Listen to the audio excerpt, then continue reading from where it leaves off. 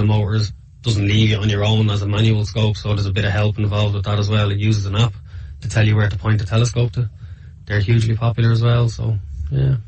And in general, just with regard to refractors and reflectors, I have a refractor, which is, by definition, I believe, means it's a lens. But can you tell us then the difference between them, besides the fact that one is a lens and one is a mirror? Is there one better for one type of viewing than another? Yeah, there can be. Like, if you can, a refractor generally has more contrast and much sharper images because it doesn't have a secondary mirror blocking the light coming in. So if you're looking for like sharp planetary views, a long refractor would be what you'd really get. They're absolutely perfect for it. On the other side of it, they're not particularly good at deep sky, because when you have a telescope that's really good at the planets and the moon, it's not going to be particularly good at deep sky because you need a wider field of view for those kind of things. And that's where generally you go for reflectors, because reflectors tend to be shorter focal lengths, wider fields of view, and they're generally cheaper once you start heading into size. So typically the largest refractors you'd buy would be 4-inch to 6-inch. Like a 6-inch refractor is one of the biggest you can get. Whereas reflectors, you can get 12-inch reflectors for sub 2K, which is quite a big scope. And then with regard to accessories, then you're going to need an eyepiece or 2 or 3. Is there any guidelines as to how many you should get? Or again, does it depend on what you want to view? Yeah, a lot of it can depend on that. Most telescopes come with 2 eyepieces. They'll come with a reasonably high magnification and a reasonably low magnification one, to give you a bit of a taster from both ends. And then if you start to kind of fall into the planetary end of things or lunar observing, usually people would get on to be looking for higher magnification eyepieces. And then every telescope has a limit with regards to that. And then if they're falling into the deep sky stuff, they'd be looking for lower magnification eyepieces. So typically most of us tend to have an eyepiece that gives us the maximum magnification that we can get, then a few in the middle, and then heading towards your least magnification, so that you have a good range from your deep wide field targets all the way down to your really high magnification narrow field of view. And then I was just thinking now about those lenses like Barlow lens, where you can there's 2x and 3x. Is there? There must be, I assume, a disadvantage to having them. Although with a Barlow lens, it turns effectively each eyepiece into 2 different types of magnification. But I presume there's a disadvantage. There is, yeah. Like, I wouldn't be a huge fan of Barlows, and I do get a lot of customers in that say would have been talking to somebody that might have had a telescope or has a telescope, and they come in going, "Oh, I think I need a telescope and I want to get a Barlow lens," and I'd be straight away going, "What do you want a Barlow lens for?" If you enjoy Astronomy FM radio, please let us know with a small donation. We do rely on your support, and it's true. Every little bit counts. AFM. You are listening to a universe of possibilities. This is Astronomy FM. Coming up next, an Astronomy.fm original program. It's time for York Universe, a co-production of the Observatory of York University, Toronto, and the Voice of Astronomy. AFM Radio, AFM Radio, AFM Radio, AFM Radio. Hello and welcome to York Universe, the Astronomy and Astrophysics program written and presented by the students, faculty, alumni, and friends of York University. I'll be one of your hosts this evening. I'm Dr. Elena Hyde, the Observatory Director, and I am joined tonight by 2 fabulous astronomers. First and foremost, of course, we have Julie Tomei, who is joining us once again on York Universe as my fabulous co-host. And we have a extra special guest who is coming back, our resident Carswell expert, Dr. Parandis Tajbak, who is coming in to help us with today's broadcast, as well as talk about some really fun stuff from astronomy history. Just as a reminder, we are broadcasting live from the Allan and Carswell Observatory, located at York University in Toronto, Ontario, Canada. This is Science Night in Canada, where the lineup is all Canadian, starting with ourselves, York Universe, and on to Western World, Quirks and Quarks, and Science for the People. York Universe broadcasts every Monday night at 9 p.m. local Toronto time, i.e. right now. Or if you're in a different time zone, about at 2 a.m. on Tuesday morning Universal time. The York Universe production works in concert with our online public viewing program run by our amazing observatory team. and it's exactly the same hours, between 9 to 10 p.m. local Toronto time. You can find us on our website with the links to OPV online public viewing. However, this episode, I have to tell you, our website has actually changed. If you want to get to the Observatory website, you will have to go to www.yorku.ca/science/observatory and then follow the links to OPV. If you've got the old website, don't worry, it will redirect you automatically, but our online public viewing broadcast will be showing you lovely, lovely images. No live images tonight, unfortunately, because although it's clear, we actually have to run a pointing model this evening at the 1 meter telescope. Not great for viewing, so we will be showing you some lovely archival images over on our YouTube channel on OPV.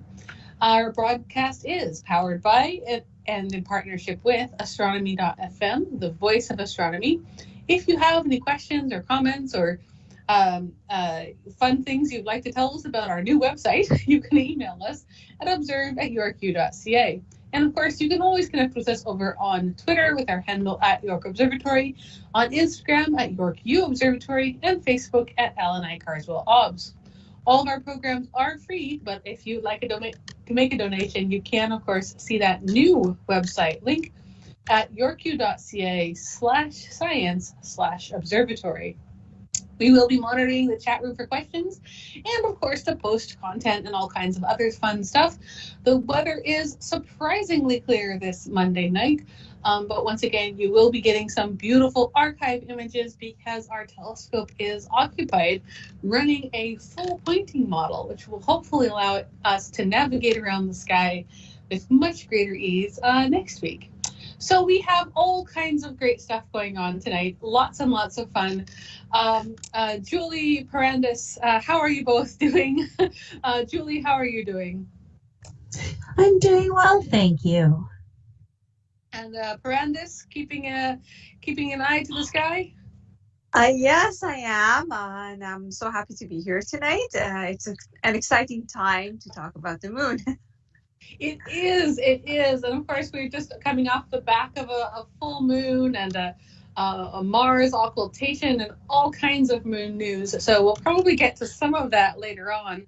Of course, we usually run these shows with a little bit of retroactive, so we're going to start with our going back in history with a really quick version of This Week in Space and Astronomy History. It's actually just going to be a quick 2-round blast. So I think I'll take us over to Julie first. And Julie, if you'd like to take us back to, I believe, the fabulous 1970s. Absolutely. We are going to December 12th, 1970. And the event is that an Italian ground crew becomes the first to launch a satellite for NASA with the launch of the Uhuru satellite from the San Marco launch platform in Kenya. So the name of the satellite, Uhuru, comes from the Swahili language, where it means freedom.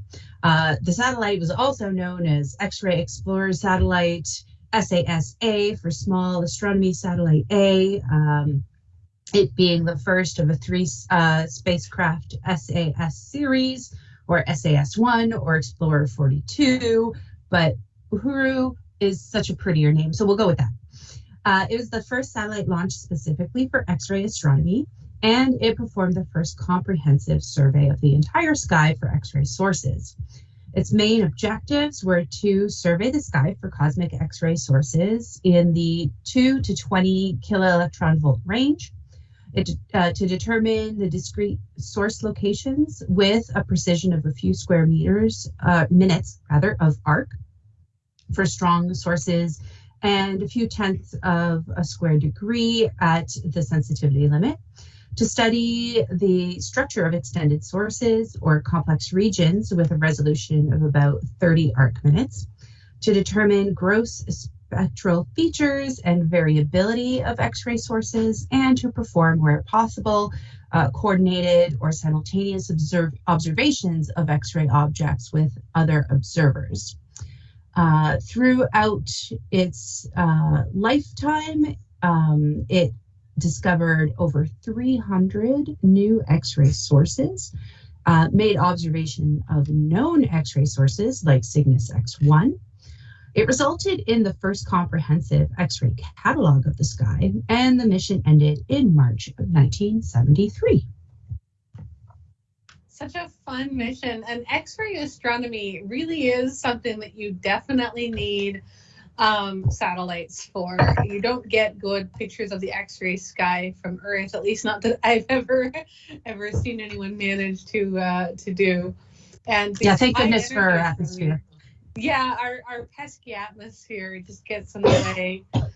And it's such a different energy realm than what we're used to as well. It's worth noting that this survey of X-ray sources is a survey of high energy sources. Yeah, I mean, we're looking at all sorts of cool things. Very nice. And some of these targets, of course, have become classics. I remember having to observe one of these, the Vela X1, which I believe was also targeted by Uhuru. Yes, it was. And back in my undergrad, in olden times. Very, very, very fun stuff. And of course, I just have to mention, you do get, of course, a great natural sci-fi connection because Uhuru is very close to Uhura, who, of course, everyone knows is from the original series Star Trek. So great science and science fiction crossovers. Yeah, absolutely. The name comes from the same place. Nichelle Nichols had a book that had the title Uhuru with her when she went to read for the part. And they were looking for a name for the character, and so they went with Uhura, but it comes from the same Swahili word. Yeah, it's really wonderful stuff. Do you have a favorite X-ray source, Brandis? Not that I can think of at the moment. Cygnus.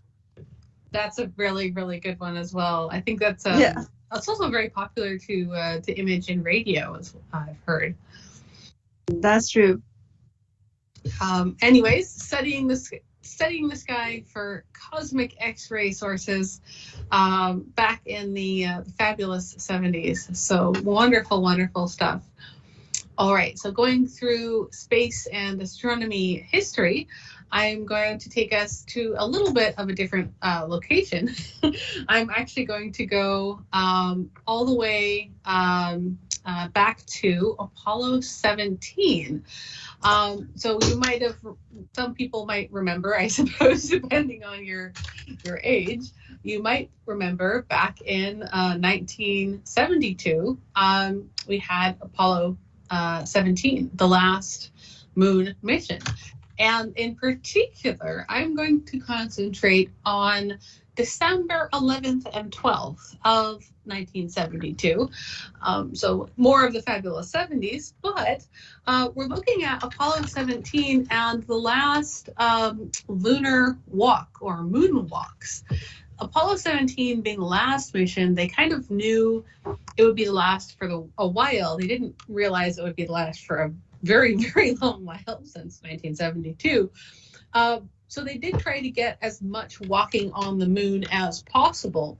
And their first EVA, or extravehicular activity, number one, started on December 11th at 11:54:59, so almost midnight, and went over into December 12th. And this is a really interesting one because you had two astronauts, Harrison Jack Schmitt and Eugene Cernan, who were going on these EVAs. As I say, the first one starting on the 11th/12th. And there's a very, very famous moon clip that you can look up, and I highly recommend everyone to check it out. It is those two astronauts, Harrison Jack Schmitt and Eugene Cernan, walking on the moon, skipping merrily, which is fairly difficult, and singing their own version of the song, The Fountain in the Park. And I think this is the only musical number ever recorded on the moon.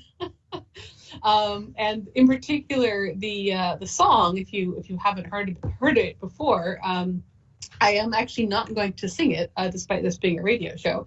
But the fountain in the park has the lyrics, "I was strolling on the moon one day in the merry, merry month of May." And so, of course, they sung it in a similar way, but when they got to May, they sort of argued about May or December, because, of course, they were doing this in December. But the song lyrics clearly mean May because you need the rhyme. So then they got to the part of, when to much to my surprise, a pair of bonny eyes. They do a whole series of doop-de-doops and intercut with, boy, is this a neat way to travel. So it's very, very silly, as much fun as you would hope. And probably, if you're thinking about, music and film awards, for Earth, there's a lot of competition, but this is by far the Oscars or the Golden Globes of moon musicals. So Apollo 17 astronauts, Eugene Cernan and Harrison Schmitt, walking and singing along in December of 1972. So we talk about space a lot, but it is worth remembering that, a lot of people did have a lot of fun with this as well. So if you have time to search up that clip, I definitely recommend it. Of course, both Schmitt and Cernan were very accomplished astronauts, as are, all astronauts really. You have to do a lot of training, and in the 70s, you had to do quite a lot of training. Schmitt, in addition to being somewhat of a lyricist, he was also the only geologist in the astronaut car at the time. And we talked about this, I think, 1 or 2 episodes ago. Getting a geologist on the mission was a priority for scientists, because at the time it was pilots who were usually assigned to be astronauts. You had to have some piloting skills, but the scientists revolted, and we did get a geologist on the moon, a singing and dancing geologist, no less. So it collected rock samples, and he was the next to last person to have walked on the moon's surface to date, because we still have not gone back. Unfortunately, Cernan, he did pass away in 2017. So Schmitt is also the most recent person to have walked on the moon who's actually still alive. It is a little bit sad that some of these astronauts are passing away now without seeing us go back. So Schmitt was an active purveyor documenting Apollo geologic results, and he also took on organizing NASA's energy program office in addition. So it's really fun stuff. Cernan, as I say, he did unfortunately pass away in 2017. He was the 11th human to walk on the moon. And, as I say, in addition to being somewhat of a singer and a dancer, he also was on the third and final lunar excursion, the last man on the moon. So if he was still alive, he would officially be the last man on the moon to ever have gone there. Despite all of our recent progress, we still have not, to date, sent any humans back to the surface of the moon. That might change, hopefully, in the next few years, but it hasn't yet. So if you're looking for the song, you can search for "The Fountain in the Park on the Moon" during Apollo 17. And if you search for Apollo 17, you'll see a lot of shots of Cernan. And you'll also see a really, really wonderful picture that they took from Apollo 17. We've seen some beautiful pictures come back from recent missions, but the blue marble is an iconic photo of Earth from space, which was credited to the 3 crewmen of Apollo 17. So Apollo 17 has all kinds of interesting, fun facts you can look up about it. It was a real moment in history, although we're hoping that it is repeated at some point. It was not just Cernan and Schmidt, but they were also accompanied by Ronald Evans, who was on the flight as their command module pilot, and of course he flew them to the moon. And we had just so much going on with this mission. It's kind of amazing that no matter how busy people get, people always will want to have fun. And Cernan, in addition to, of course, singing and dancing, he actually did a press conference with Snoopy, a famous sort of cartoon character. So, by all accounts, they did have quite a lot of fun with this mission, and it's too bad that it was, as I say, the last one and the last words ever spoken on the moon by humans. They did have a successful splashdown, returning back to Earth after spending 75 hours of lunar surface stay time and 17 hours in lunar orbit. They brought back with them 110.4 kilograms of moon rocks, lunar material, and some estimates have been made about that 110 kilograms, just exactly how much that would be worth if you could sell it. There's still some problems with selling moon rocks, so I don't think it's allowed. So don't buy moon rocks. But very, very fun moment in history, and a really interesting little moment in time, because it was, of course, the 11th and 12th that they were stepping onto the surface of the moon with their EVA number 1, which was 7 hours and 12 minutes, so the first of several EVAs for this last moon mission. And if we had to go out, at least we went out with a song and a dance. So something to remember for the next astronauts thinking of going to the moon. The bar has been set, so pick your song lyrics now. You have to have a little bit of fun when you're out there. Yeah, and I mean, I was thinking about it. What song would you bring to the moon to come back to?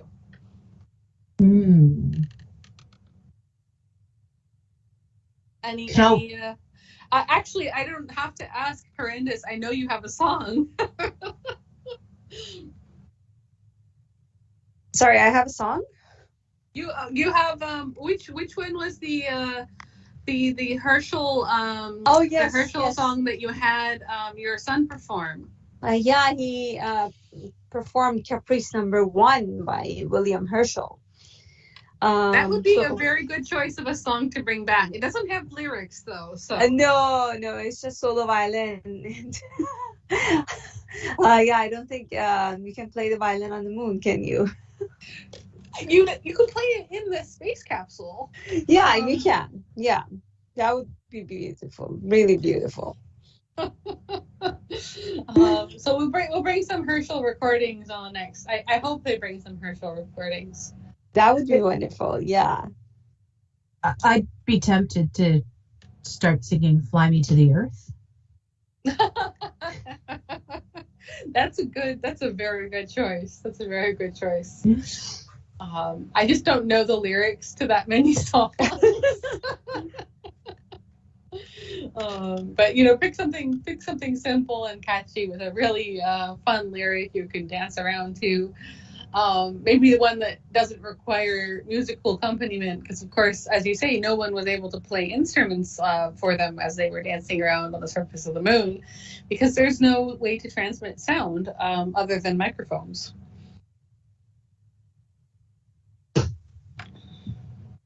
And so I suppose you could do a version of what's that one, Singing in the Rain, but maybe make it moon oriented instead. Yeah, definitely no rain on the moon. Not yet. Have to do some terraforming first. Yeah. I mean, if it was raining something, it's more likely to be meteorites, so that would be to be avoided. Yes, definitely. Anyways, huge shout out to some very sort of fun-loving astronauts back in the in the year of 1972. Actually, this is all of our This Week in Space and Astronomy history, because our main discussion is also history. So I'm going to do a couple reminders a little bit earlier than we usually do in this show. We have a very, very interesting, fun guest talk coming up on this Wednesday on our Teletube broadcast. That's our YouTube channel that runs every Wednesday that we're not doing in-person tours. And you will have to go to the new website. That's right, we have a new website by no choice of our own. And you can all note this down.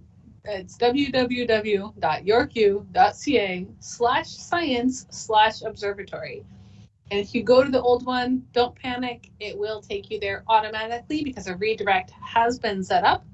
You'll see the Teletube YouTube links. And this Wednesday, we have one of the York University's grad students, Connor Hayes, coming in to talk about his research.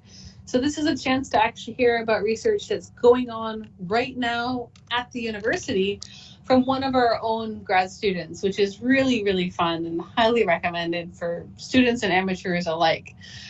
If you are having trouble finding the Wednesday link, you can always go straight to YouTube and just search for Allan Carswell Observatory, York University, and the YouTube channel will pop right up. It has all of our talks on it. 7:30 p.m. Eastern Time will be the start, and you can tune right in right there. So for our main part of tonight's episode, we are going to talk about a really fun, giant moment in history, the Great Moon Hoax. So that's right, this is very moon-oriented. So very, very lunar-oriented. And what better time to start discussing disinformation in the media and the moon?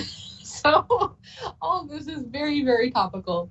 The Great Moon Hoax, if you haven't heard about it, it was run in 1835. That's right, 1835. It actually began on August 25th in 1835, so it's technically not a This Week in History, but it was about, supposedly, the discovery of life and even civilization on the moon. That's right. And the discoveries were falsely attributed to Sir John Herschel, who was, at that time, and I think even today, well known as an extremely prominent astronomer. So the story was advertised in August 21st, 1835 as an upcoming feature, allegedly reprinted from another newspaper. So this is the first hint that maybe something is not quite right, because it's a feature reprint from somewhere else that you didn't really know about. And the pictures are lithographic pictures drawn, and they actually have some lithographs that you can find if you look this hoax up. So they actually published the first in a series of 6 4 days later on August 25th. And so the headlines read things like, "Great astronomical discoveries lately made." So it doesn't sound like clickbait to us now, but it definitely was clickbait of the time. They had man-bats, no Batmans, but man-bats. They had, civilizations, goats, unicorns, I believe, were in there somewhere. And the articles came out, and they looked just good enough, apparently. Now it is kind of debated about whether or not it might have been satire, because of course you get more and more ridiculous claims as you start reading further and further. Bipedal tailless beavers, I think, was one. So the Great Moon Hoax is kind of an example of lots of different things all smushed together. But they definitely an exercise in critical reading, and a conspiracy theory for the ages, if you will. So people still sometimes question the Apollo moon landings, but this particular hoax was pretty fun by today's standards. It's there's life on the moon and the civilization, so it kind of has an awesome tilt to it. So the hoax is now well known as a hoax. We have very good images of the moon where there are clearly not tailless bipedal beavers of any kind. Also, not even air to transmit sound, so singing is a problem. But it does still have a lot of really interesting aspects. So I think let's start by handing this over to our resident Herschel expert, Parandis. What's your take on this story? Well, this is a fascinating story that I think should be read in its own time and space, so people realize why it had such a great impact. Basically, this was a time like 1835, the 19th century, beginning of the 19th century, was a time that belief in the existence of extraterrestrials, even in the solar system, was something quite, popular. So I'd say maybe even more than today. People believed, for centuries, people had believed that the universe is populated by intelligent beings. And this goes back actually all the way to the time of Pythagoras, who argued that the moon is actually inhabited by beings who are 15 times more superior in terms of beauty than those that inhabit the earth. So for centuries, people were actually thinking that the moon is inhabited. There were proposals put forward towards the end of the 18th century, beginning of 19th century, as to how to communicate with the civilization that potentially exists on the moon. One of them was allegedly put forward by the Prince of Mathematics, Gauss, where he basically suggested that a version of the windmill proof of the Pythagorean theorem be produced, like a huge image of it, in Siberia by basically farming wheat, by planting seeds of wheat, and then the color contrast is going to show the people of the moon that we are intelligent and we have mathematics. So people were waiting for it, and this came out at a time when everyone was waiting that with the emergence of better telescopes, in fact, life on the moon soon is going to be discovered. And of course, you talk about Herschel. I should mention that Herschel himself believed, William Herschel, the father, believed that moon is inhabited, and his son, John Herschel, who went on to become, again, one of the most prominent astronomers of the 19th century, he also believed that the moon was inhabited, but he mentioned apparently that we need better telescopes in order to see it. So the man who fabricated this whole story of discovery of civilization on the moon, Richard Adams Locke, he read somewhere that John Herschel, the son of the great astronomer William Herschel, is saying that if you have a good enough telescope, you are very likely to be able to see a civilization, whatever exists, like inhabitants of the moon, if you want. And of course, he took it and he ran with it. And he produced a 17,000 word article, which was published in 6 installments in the August of 1835. So I don't know where I should start. Should I start with the whole, with the story, or the reason why they published it, or... I think we should tell a little bit more about the story itself as well, because it is a very interesting story to have out. And exactly what motivations they might have had for publishing it, we could probably debate for a while. But it was a series of 6 stories, that came out in August of 1835. Exactly. And they were published over time. And it did take, I think, about a month before they were roundly sort of denounced as as well? Yeah, it took a while. And I mean, this was published in what they called penny periodicals back then. So these penny periodicals were basically cheap newspapers, sort of like tabloid newspapers that we have with lots of images and just headlines. And their target was primarily immigrants who wanted simple language and fun stories to read. And these penny periodicals were, of course, only would cost them only 1 penny, while a regular newspaper would cost 6 pence back then. So one of these penny periodicals was the Sun, the New York Sun, that was basically established in 1833, and it had an arch rival, the New York Herald, and these guys were actually competing over getting more advertisements. So, well, of course, the Herald was a lot more successful and it had a degree of financial independence, but Sun did not have it.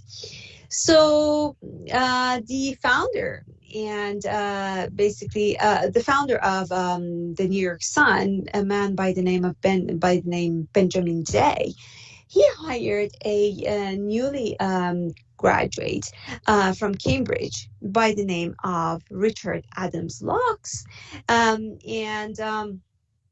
Locks was, of course, a descendant of the famous philosopher. Basically, they wanted to find a way to increase the circulation of their paper. So here was Richard's idea: let's publish a story here. And of course, as you mentioned at the beginning, there was some debate as to whether this was really a hoax, like something that was fabricated to deliberately deceive people, or whether it was satire. And later in his life, Locke mentioned that it was satire. He meant to write satire, but people did not get it. People did not get the joke, simply because everyone was so looking forward to a discovery of life on the surface of the moon.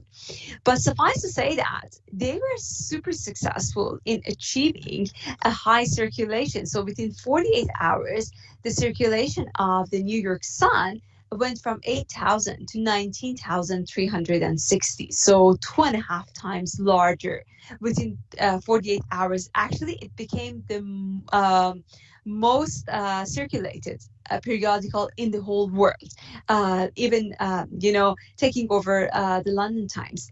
So I mean, they were hugely successful simply because they were reporting on something that people were waiting for centuries, I would say, rather than years.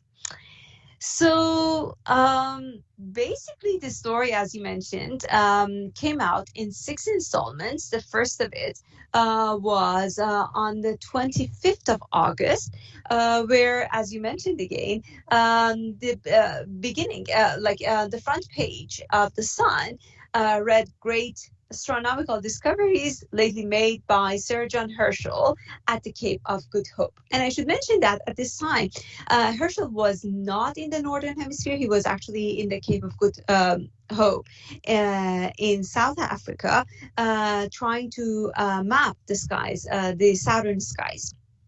And so he had no idea that this is happening somewhere in the Northern Hemisphere. So basically, the first report was primarily about Herschel's new telescope.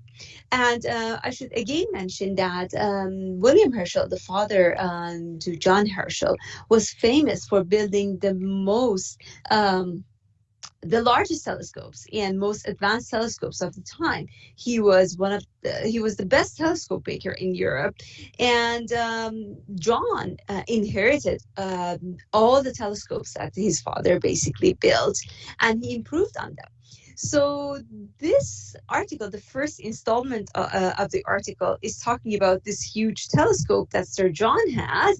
It has a lens that weighs 7 tons, and it has a magnifying power of 42,000 times. And people believed it because Herschels were famous for having these huge telescopes.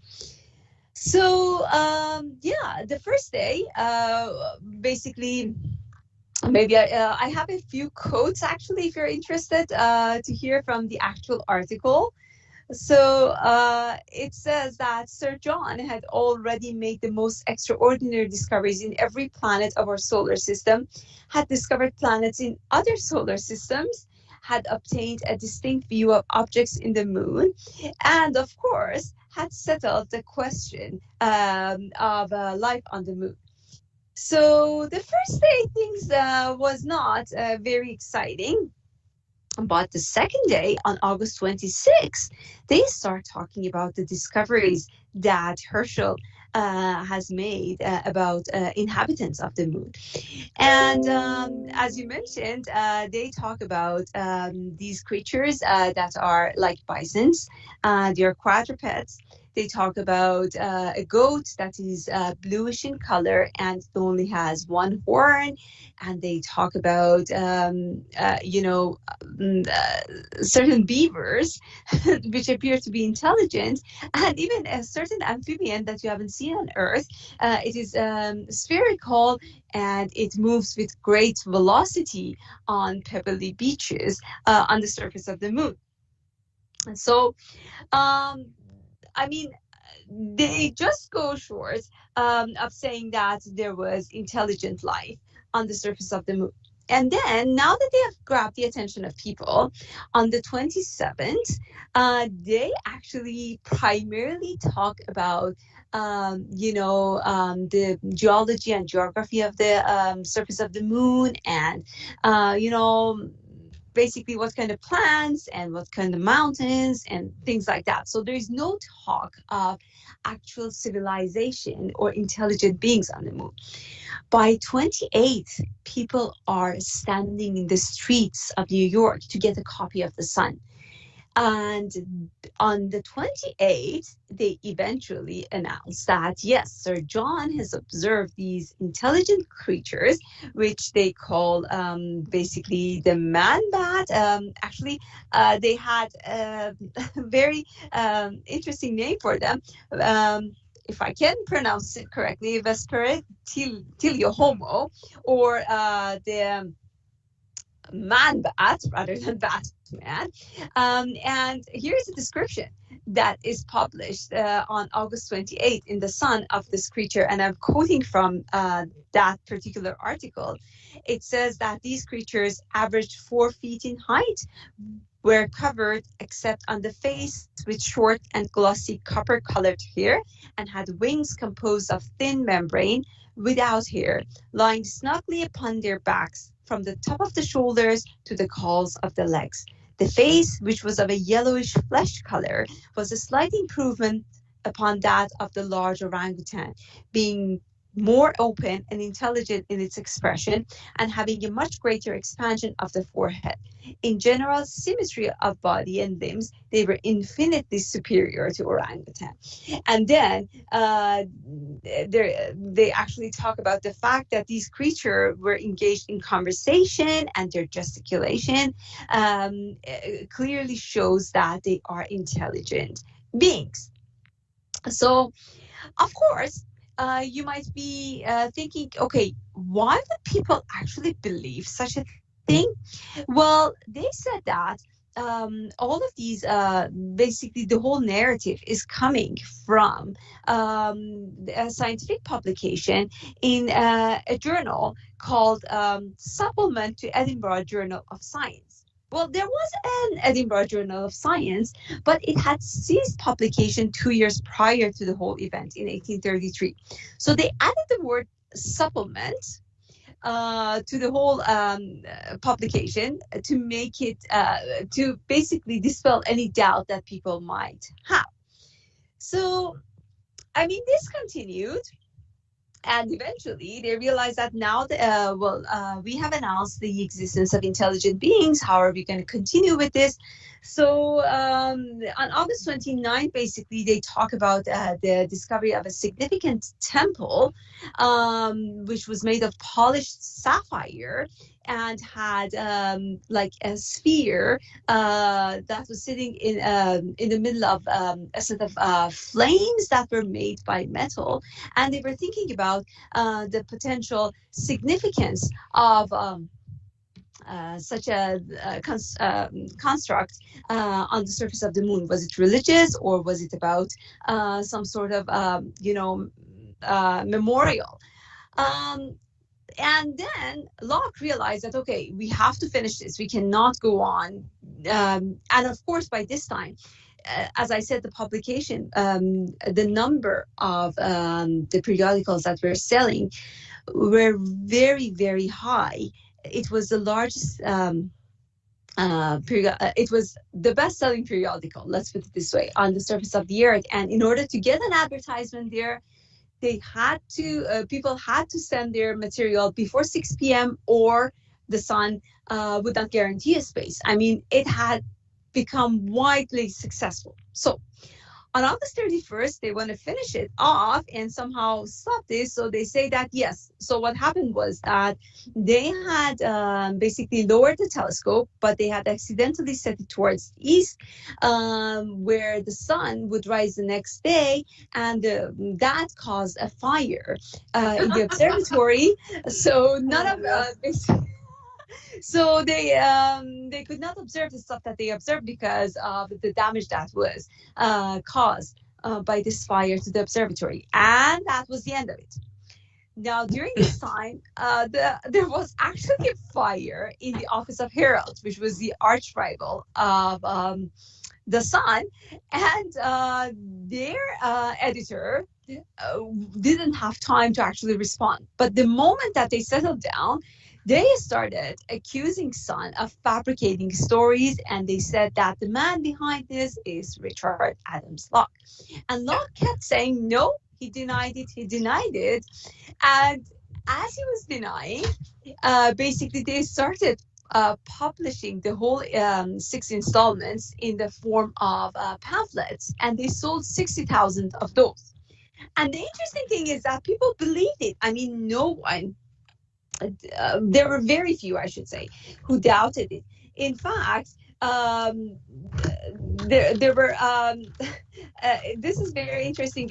One clergy in America warned his congregation that he might have to solicit funds from them to send Bibles to the inhabitants of the moon.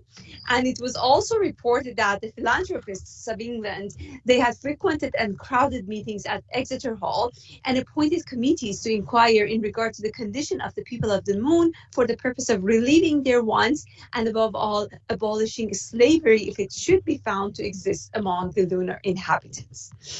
So anyhow, everyone believed it, and then, of course, at some point the bubble burst, and basically Locke said, yes, I authored this, but I did not mean a hoax. It was supposed to be a satire.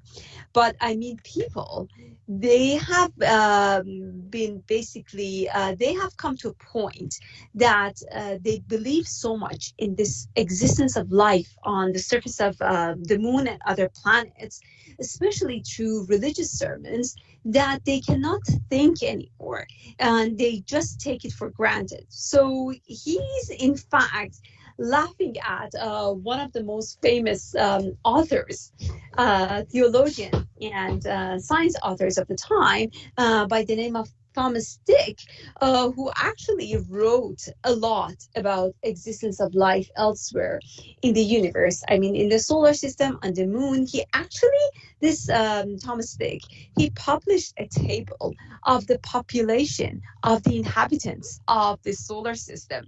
And his measurements was assumed that all the other planets are all land, and there is no sea, so you could basically the inhabitants could live everywhere.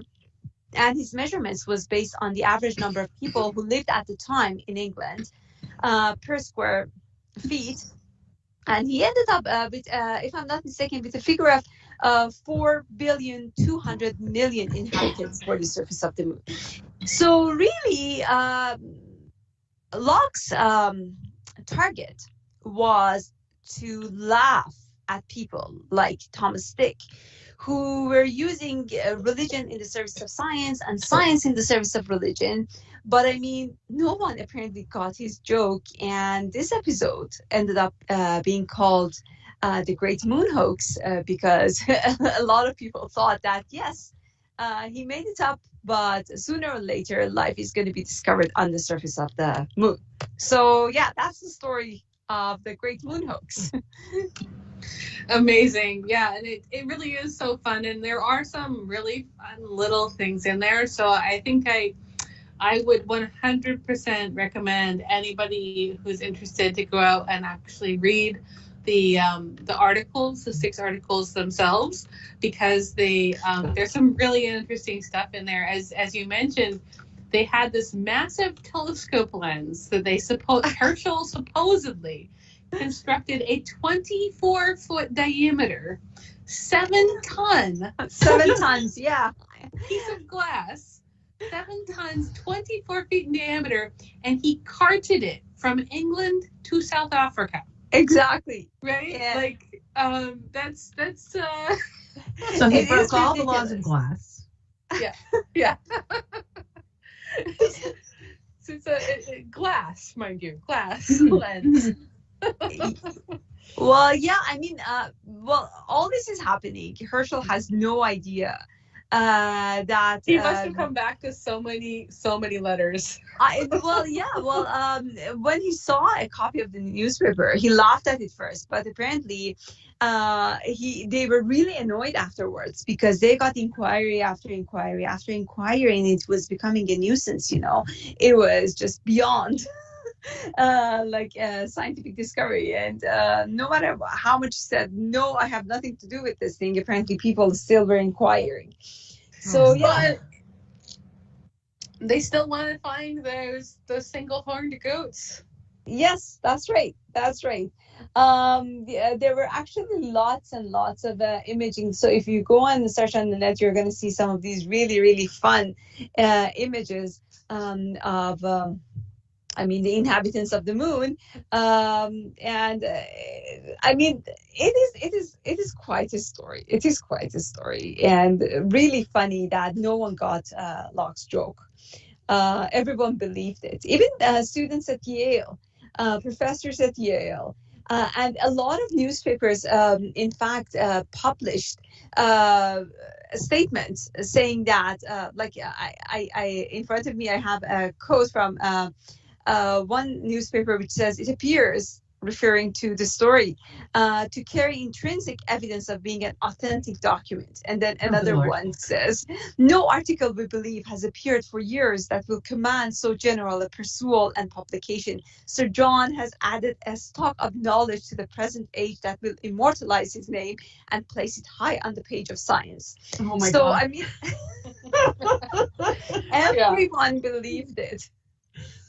Oh my goodness. Well, I'm sure there were a few skeptics out there, but I do like how they you would have to be reading skeptically to pick this up, because when they, like I say, now we might look at that and go, 24-foot diameter glass. But if you don't go and you don't read it skeptically, or you don't read it really, like you don't actually read all the words, it sounds okay, it sounds interesting, and in that sense it's a great exercise of read this critically and see what pops out, and it's a wonderful critical reading exercise, actually. I think it was. And I mean, we should, as I said, also note when it was read, like the time and where it was read and the space. And I mean, the majority at the time when this came out, many of the sermons were talking about basically these extraterrestrials that they were looking for, the inhabitants of the moon, inhabitants of the Mars, and even the table that I mentioned that Thomas Dick published, he was even populating the rings of Saturn. So, I mean, this was becoming fanatical. And they kept saying, okay, what is the purpose? Why would God create all these things and not populate them? Because clearly, like, Saturn doesn't serve any purpose for us. Or,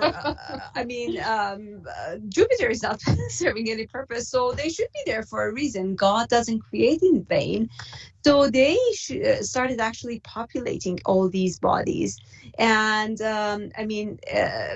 Dick came up with these ridiculous figures in his table. And of course, Moon, as I said, ended up with a population of more than 4 billion inhabitants. So people were hearing these from the pulpits everywhere, and they believed it. They believed that, yes, finally Herschel put an end into this debate as to whether the moon is basically inhabited or not. And they thought that, yes, this is the answer, and we got it eventually.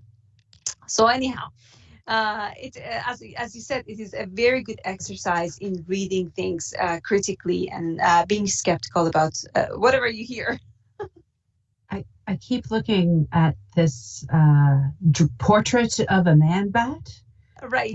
Its wings, and I keep thinking, that's not how bat wings work. Right? Like, well, how big of wings would you need on moon gravity, though? Well, I mean, the thing is, they have the wings. They have like a membrane spreading from the arm of the bat, the man bat, down to its thigh. And if you know anything about the biology of a bat, it's like the wing of a bat is if you take like all your fingers except your thumb and elongate them. That's the bones in the wing of a bat. But he still has his normal hand. He just has these extra random bones sticking out of his back into these membranes. I'm like, this is not how it works. But I guess you would have to know something about bat biology to like look at that drawing and go, that's not right. Yeah, exactly. And even today, most people probably wouldn't catch that. Yeah, and the drawings were made, after, I think most of the drawings were made after the publication, because the publication did include a couple lithographs, but there's also a lot of what's called, basically fan art, right? Yes. That's right. So much fan art. Produced later. I've also found reference, Elena, to a 3-part musical. Oh, good. Yes, I thought you'd enjoy that. Well, that's the song for the moon, then. We just have to learn a few bars from the musical, and off we go. And I think, what I'll do is wrapping up this article just a little bit. We only have a few minutes left in the broadcast, but it is, of course, very, very topical, because why are we spending all this time talking about the moon? Well, we just got a successful Artemis 1 moon mission, which has just returned to Earth with a nearly picture-perfect Pacific Ocean splashdown. So Artemis 1 moonship, our first try at actually going back to the moon with an uncrewed mission, flying around the moon, coming back, landing successfully an unpiloted Orion capsule. And this was just yesterday, I want to say Sunday, December 11th, that was yesterday, yes. In the Pacific Ocean, just west of Baja California. And that closed out a 25-day test flight around the moon and back successfully. This is pretty awesome if you are looking at going back to the moon and maybe setting up a moon base or 2 or 2,000, and maybe we will end up with 4 billion people on the moon one day. We're not there yet.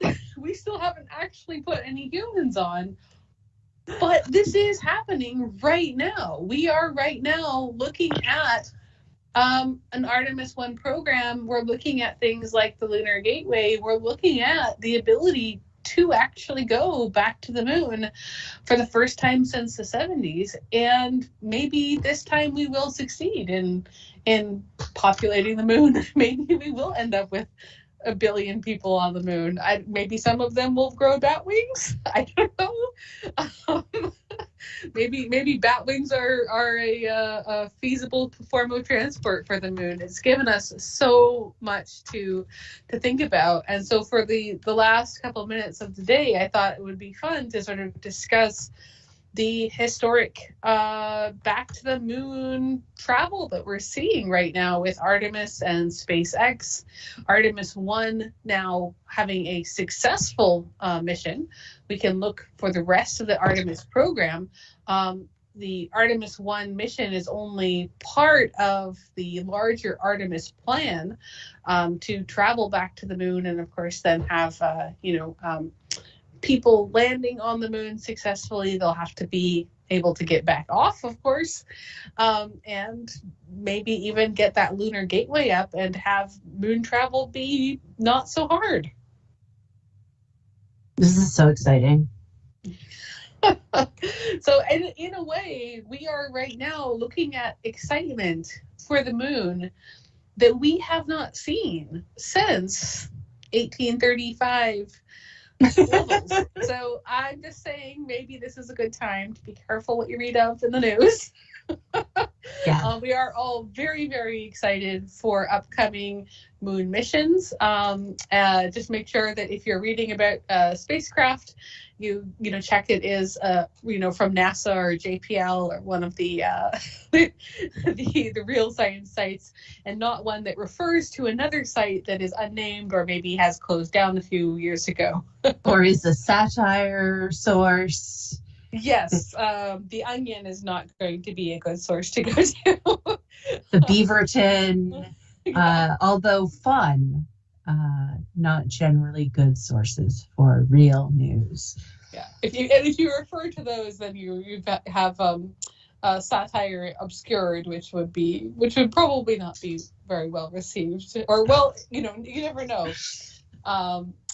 So it is interesting that we have now this level of space excitement and moon excitement with not just science, but also the general public, because we're seeing in this era for the first time, and in Apollo 17, we had the first sort of non-pilot scientist assigned as an astronaut, but now we have the ability to actually have non-scientists. We had it was William Shatner went to space, and I'm like, hey, if he can do it, so can I, right? Maybe. That's true. He will wax on eloquently about it for as long as you let him, too. I have no problem with that. As an original series fan, he can talk about space all day. Oh, absolutely. I look forward to finding out which Canadian astronaut will be on Artemis 2. Absolutely. I don't know when we're going to find that out, but it's got to be soonish. Well, they are still saying that the Artemis 2 program is roughly on schedule. So we should be hearing back soon, I would expect. I mean, there's got to be some sort of special training they have to do before they leave. It can't just be like, you go. I would hope so. But yes, the whole program, if you're not aware, is part of a larger sort of moon to Mars concept. First of all, being able to get to the moon and back, which we have just seen with Artemis 1, and then of course, potentially landing there. So looks like we are just about out of time, so I'll have to end this fancy lunar explorations here and say thank you everyone for joining us. Thanks very much to our wonderful guest, Dr. Parandis Tajba, And of course, thanks, Julie, for coming back on. Everyone, you have been listening to York Universe, the astronomy and astrophysics program, written and presented by students, faculty, alumni, and friends of York University. The hosts this evening have been myself, Elena Hyde, and of course, Julie Tomei. Stay tuned because it is Astronomy Night in Canada. And as a reminder, if you are looking for us on our website, it has moved to yorku.ca/science/observatory. Thanks for tuning into York Universe. Clear skies and have a good night. Good night. Bye-bye.